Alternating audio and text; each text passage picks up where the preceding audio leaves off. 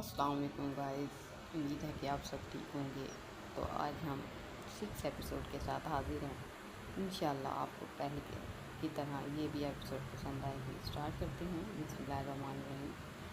میرے دو الفاظ جیسے حلق میں ٹوٹ کے بکھر گئے، میرے ابا فوت ہو گئے، آنکھیں سختی سے میچ لیں۔ وہ جو سالوں پہلے سب کچھ پیچھے چھوڑ آیا تھا، ایک بار پھر جیسے ہر لمحہ اس کے سامنے پھینک دیا گیا ہو۔ میر مت جاؤ یار، کبھی میری بھی بات سن لیا کرو۔ اس پیچھے مڑ کے اس اداس لڑکی کو دیکھا، پھر سر جھٹک کے اس کی آواز کانوں میں مار دیا۔ دل تک پہنچنے سے اسے اجازت ہی نہیں دی۔ بہت افسوس ہوا۔ اللہ ان کے درجات بلند کرے۔ خود کو کمپوز کرتے سوتا ہوا چہرے پہ انتہا کی زندگی اتر آئی۔ تمہیں اماں یاد کر رہی تھی، اگر وقت ملے تو آ جانا۔ آئی ایم سوری، میرے پاس ابھی کام ہے، میں پھر بعد میں بات کرتا ہوں۔ اس نے فون ہی کاٹ دیا۔ کبھی ان کتابوں سے سر اٹھا کے آس پاس کی رنگینیوں بھی دیکھ لیا کرو۔ وہ کتابیں زمین پہ رکھتی دھپ سے اس کے پاس آ کے بیٹھ گئی تو میر نے ناگواری سے اسے ٹوکا۔ کتابوں کی عزت کیا کرو، دنیا تمہاری عزت کرے گی۔ بھاڑ میں جائے عزت، مجھے تو بس کھل کے جینا ہے۔ بازو پھیلاتے ہوا میں لہرائے، لیکن مجھے ابھی ٹیسٹ کی تیاری کرنی ہے۔ تم کہیں اور جا کے جیو، اپنی کتابیں اٹھا کے۔ وہ اس کے پاس سے اٹھ گیا۔ لوٹ کے میر واپس ہی آؤ گے؟ پیچھے سے ملیحہ کی آواز اس کی حواسوں پہ بجھی۔ کبھی نہیں، کبھی بھی نہیں۔ میرا اتنا آگے بڑھ گیا ہے کہ اب پیچھے پلٹنا ناممکن ہے۔ پیشانی مسلتے سامنے دیکھا۔ اسے لگا جیسے وہاں ملیحہ اسے دیکھ کر ہنس رہی ہو، وہی ہنسی جو اب وہ اکثر اسے چھپا جایا کرتی تھی۔ سوچوں کو جھٹکتے وہ باہر چلا گیا۔ عالم میں ایسے کیسے باہر جاؤں؟ اپنے حلیے کی طرف نظر دوڑاتے روحان سی ہوئی، جبکہ عالم ڈریسنگ روم سے ایک باکس اٹھا کے اس کے قریب آیا۔ یہ ڈریس ہے، چینج کر کے آئیں، میں ویٹ کر رہا ہوں۔ اسکرٹ باکس کھولتے سامنے کیا، جس کے اندر صف رنگ کا فیری فراک تھا، جس کے گلے اور بازو میں خوبصورتی سے گولڈن کلر کے نگینے جڑے تھے۔ میں پہنوں گی، لیکن سب کے سامنے نہیں جاؤں گی ایسے۔ فراک اس کے اندر سے نکالتی بازو میں دہائی، اور آپ بابا لوگوں کو کہیں وہ نہ آئیں، میں یہیں اندر بیٹھی رہتی ہوں جب تک یہ لوگ نہیں جاتے۔ یہ لوگ تو شام تک نہیں جائیں گے۔ عالم نے اسے اور ڈرایا۔ شاباش، جلدی تیار ہو جاؤ، ورنہ آپ کی نند صاحبہ اگلی بار دروازہ توڑ کے اندر آئے گی۔ آپ کیسے انسان ہیں جو مجھے تسلی کی بجائے اور ڈرا رہے ہیں؟ اسے گھورتے وہ باتھ روم کی طرف چلی گئی تو عالم بھی بیڈ پہ بیٹھ گیا۔ سفید کاٹن کی شلوار قمیض میں وہ بھی اپنی وجیہ پرسنالٹی کے ساتھ سحر انگیز لگ رہا تھا۔ کف کانیوں تک موڑے ہوئے گریبان کا ایک بٹن کھلا ہوا تھا، جہاں سے سینے کے بال جھانک رہے تھے۔ نیند دراز ہوتے موبائل نکالا۔ 11 بجنے والے تھے۔ ابھی وہاں بیٹھے کچھ لمحے گزرے تھے کہ دروازہ ایک بار پھر ناک ہوا۔ اب کی بار ثروت بیگم تھی۔ اسے پیچھے دھکیلتے اندر داخل ہوئی۔ میں سوچ رہی ہوں نصرت بیگم کو بھی بلا لوں، ساتھ مل کے ہی کھانا کھائیں گے دوپہر کا۔ بہت سوچ و بچار کے بعد انہوں نے یہ پلان بنایا تھا، ان کو بلائیں گی، اور جب نور ان کے ساتھ نہیں ہوگی تو پھر وہ حویلہ کریں گی اور نور کو عالم کے کمرے سے برآمد کریں گی۔ نور تو یہیں ہے، ماموں اور مومانی لوگ آ رہے ہیں۔ ان پہ اچٹتی نگاہ ڈالتے باتھ روم کا دروازہ دیکھا۔ ثروت بیگم کے تو سر پر لگی تلوں پہ بجھی تھی۔ مجھے پتا تھا وہ حرامزادی جپک وہ اشتعال سے بھری ہوئی تھی۔ منہ میں جو بھی آیا بنا سوچے سمجھے بول گئی، اور عالم کیسے برداشت کر سکتا تھا؟ موم اپنی لمٹس میں رہیں۔ انگلی اٹھاتے اس کی آنکھیں لہو رنگ ہوئیں۔ دوسرے ہاتھ کی مٹھی اتنی سختی سے بھیجی کہ بازو کی رگیں بھی کھڑکھڑانے لگیں۔ آپ میری ماں ہیں تو لحاظ کرتا ہوں، ورنہ آپ یہاں بھی نظر نہیں آتی۔ آنکھیں ان پر گاڑے برایا۔ نور جو باتھ روم میں تھی، کمرے سے آتی آواز سن کے پورا وجود کپکپا گیا۔ نظریں یہاں ہیں، نکلیں یہاں سے ابھی کے ابھی۔ اس کی آواز خطرناک حد تک اونچی تھی۔ باہر سبھی لوگ اندر دوڑے آئے۔ Get out! آج سے مجھے اپنا بیٹا مت کہیے گا۔ انداز اتنا ہولناک تھا کہ سبھی گھبرا گئے۔ کیا ہوا ہے بھائی؟ طلحہ نے اس کے کندھے پہ ہاتھ رکھنا چاہا، جو اس نے سختی سے جھٹک دیا۔ بابا اس عورت کو یہاں سے لے کے جائیں، ورنہ بہت برا ہوگا۔ کیا ہوا ہے؟ کچھ بتاؤ تو صحیح۔ برہان کی بیوی اپنی ساس کو پکڑ کے باہر لے گئی۔ حولہ اور طلحہ بھی پریشانی سے انہیں دیکھ رہے تھے۔ ان سے کہیں یہ نور کے بارے میں بولنے سے پہلے سوچ لیا کریں، وہ میری بیوی ہے، اور میں کسی کو بھی حق نہیں دوں گا کہ وہ اس کے بارے میں بکواس کرے۔ رخ بدلتے سرخ چہرہ پھیلایا چھپایا، اور وہ اس کی ماں نہ ہوتی تو ضرور कभी इसके जबड़े तोड़ चुका होता। ताऊ साहब ने बड़ी मुश्किल से इसे ठंडा किया। नूर खौफ से शल होते हुए गीले फर्श पे बामुश्किल अपना गला घोंटे बैठी थी। अगर इसकी सिसकी की आवाज़ बाहर गई तो वो बाहर खड़े अफराद की नज़रों में गिर जाएगी।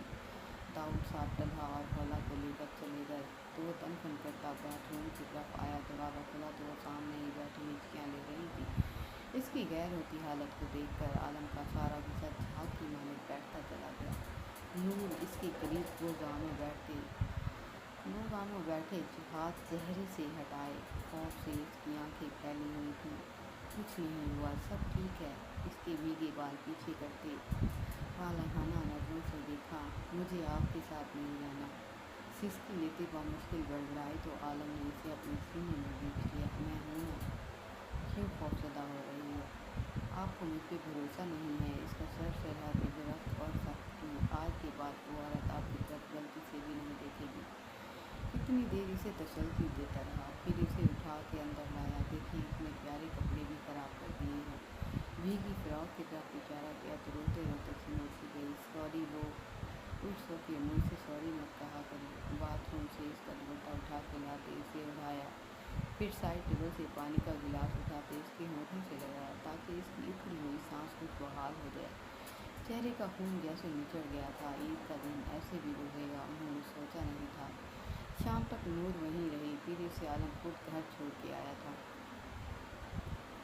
अम्मा, मेरे कपड़े तो निकाल दे, फिर मैं ये काम ख़त्म करके निकलती हूँ। वो आटा गूंथ रही थी किचन कच्चे सहन में पीढ़ी पर बैठी वो तेजी से हाथ चला रही थी। सामने जगह जगह बिखरे दरख्तों के पत्ते हवा से इधर उधर उड़ते जा रहे थे। आटा गूंथ के जब तक वो बरामदे में आई तो तेज़ हवा का झोंका बाहर बिखरते पत्ते अंदर घसीट लाया। तुम जाओ, मैं झाड़ू लगा लूँगी। इसने राशन लेने जाना था तो हुकूमत आज कल ज़रूरतमंदों को दे रही थी। कपड़े बदल कर अब्दुल्ला को आवाज़ दी ताकि वो इसके साथ जाए। अब्दुल्ला इसका ही इंतज़ार कर रहा था। जहाँ राशन मिल रहा था वहाँ पहुँचने में 5 मिनट ही लगे थे, लेकिन जो माल हुकूमत की तरफ से आया था वो कम था, वो आवाम ज़्यादा। वो लोग शनाख्ती कार्ड देख कर वेरिफिकेशन करते और फिर अहल के सौदे पकड़ा देते। बहन, तुम तो अभी कुंवारी हो, तुम्हें तो नहीं मिलेगा कुछ। पास ही एक जानने वाली जो इसकी हम उम्र थी इसे घुरा। असल में मुझे अम्मी की रजिस्ट्रेशन करवानी है, चेक करवाएंगी अगर बात बनती है। अच्छा, कोशिश कर लो, लेकिन मुश्किल ही है।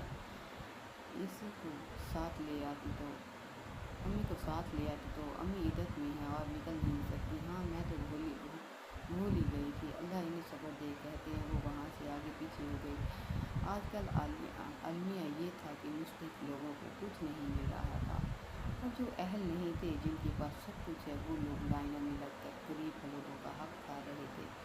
काफ़ी देर इंतज़ार के बाद जब वो गई तो इसके कार्ड को भी चेक कर दिया गया। अब्बा के जाने के बाद कुछ माह तक उन्होंने गुजारा किया, लेकिन मुश्किलात बढ़ रही थी। मसला ये था कि अब्दुल्ला की यूनिवर्सिटी की फीस भी बहुत ज़्यादा थी और मलिया इसे छुड़वाना भी नहीं चाहती थी। कुछ अर्सा मुश्किल में गुजरता, फिर हाथ आसान हो ही जाता। इसी उम्मीद पे वो इसे अच्छी तालीम से दस्तकार नहीं करवा सकती थी। शाम को देर से वो लोग लौटे तो खाली हाथ आपरा इन्हें देख के और नाउम्मीद हो गई। मैंने कहा था ना, उल्टा बेइज्जत होंगे, परेशान ना हो अम्मा, कुछ ना कुछ हो ही जाएगा। अभी वो लोग आगे देखेंगे सब कुछ, तो फिर शायद काम हो जाए।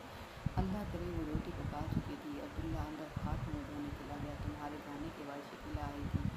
अच्छा, वो जानती थी किस लिए आई होगी। तुम मान जाओ ना, नहीं आएगा मेरी ज़िंदगी भी बस ख़त्म ही समझो। मैं तुम्हें किसी के हवाले करके जाऊँगी। अल्लाह पे भरोसा रखें अम्मा। रही मीरू की बात, तो वो लौट के आएगा मेरे पास, मुझे यकीन है अल्लाह पर, जिसने आज तक इसे मेरे दिल से नहीं निकाला। इसने यकीनन कुछ बेहतरीन सोचा होगा। इतनी उम्मीदें कब तक? आखिर कब तक? 8 साल हो गए हैं तुम्हें।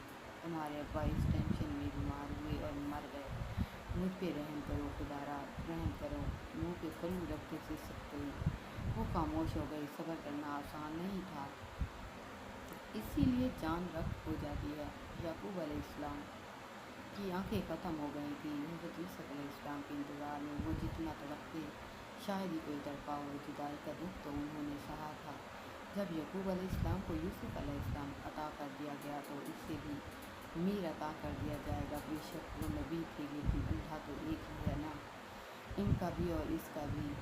اٹھ کے اندر آتے چادر اتاری اور وہ اپنے اللہ سے کبھی نا امید نہیں ہوئی تھی۔ اسے یقین تھا کہ کیا ہو جو اس نے ایسے دھتکار دیا، جب اللہ نے تھاما تھا تو وہ اب اس تک لے ہی جائے گا۔ اس کے پیپر شروع ہوئے تو دائیں بائیں کا دھیان ہی نہ رہا، اور پڑھائی میں اچھی تھی اور اگر وہ محنت کرتی تو ورنہ مسافرات سے اتنی ذہین تھی، ساتھ ساتھ وہ پیپر کی تیاری کرتی اور ساتھ ساتھ کھاتی رہتی۔ نور یہ دیکھو تمہارے لیے لے لوں۔ وہ روٹیاں پکانے والی مشین کی تصویر دکھانے اس کے پاس آئی۔ نہیں کچھ بھی مت لیں، انہیں منع کرتے توجہ دوبارہ نوٹس کی طرف ڈال دی۔ اچھا وہ وہیں سے گھر کے واپس چلی گئیں۔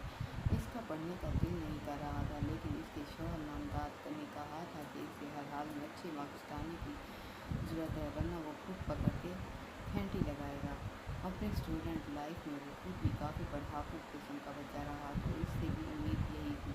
پھوپھو لوگوں سے اس دن کے بعد ابھی تک ملاقات نہیں ہوئی تھی۔ اس کی یہاں نصرت بیگم اس کا جہیز بنا رہی تھی اور وہاں سربت کلس کے رنگ میں سیاہ کر بیٹھی ہوئی تھی۔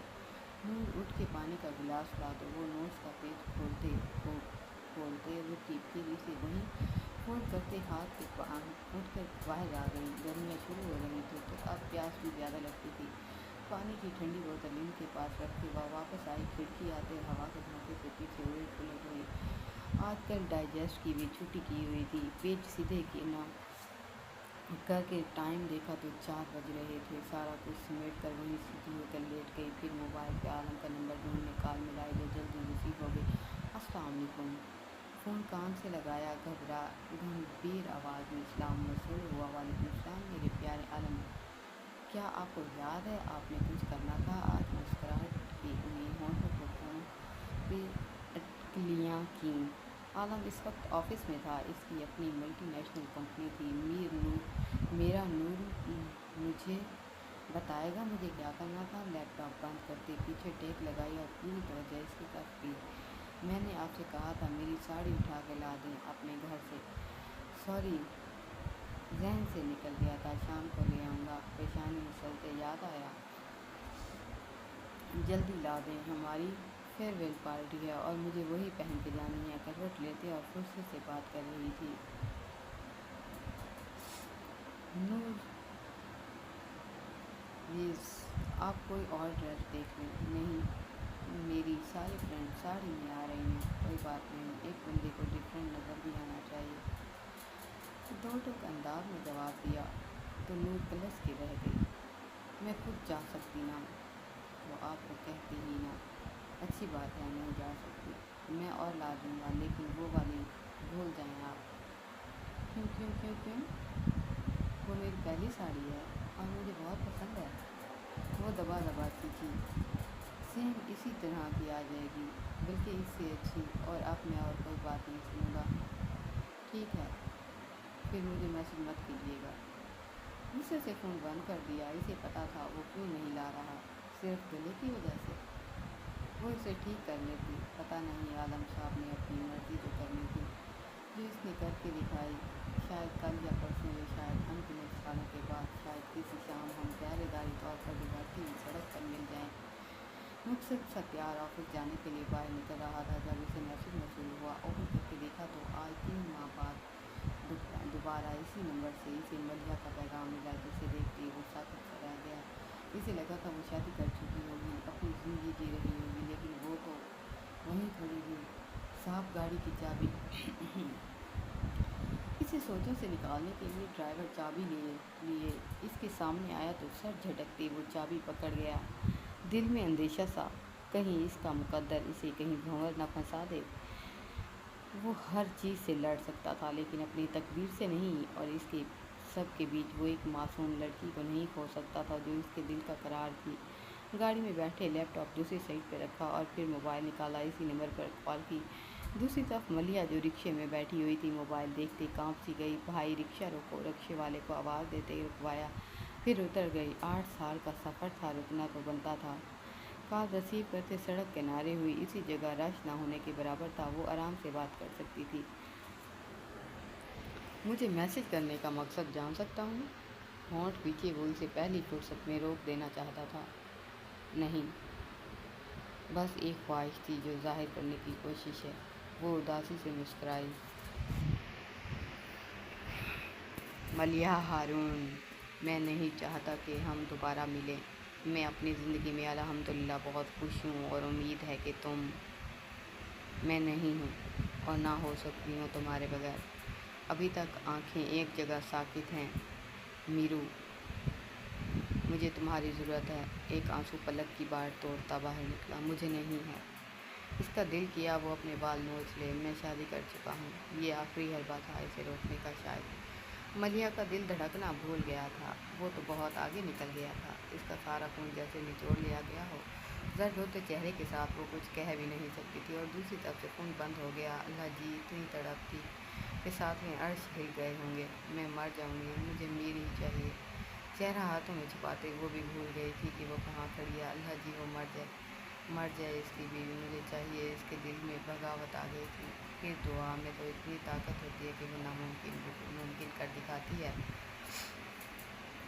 کیسی تھی آج کی قسط؟ امید ہے کہ بری لگی ہوگی۔ اچھا، اگر آپ لوگوں کو بری لگی ہے تو معذرت۔ دعاؤں میں یاد رکھیے گا۔ اللہ حافظ۔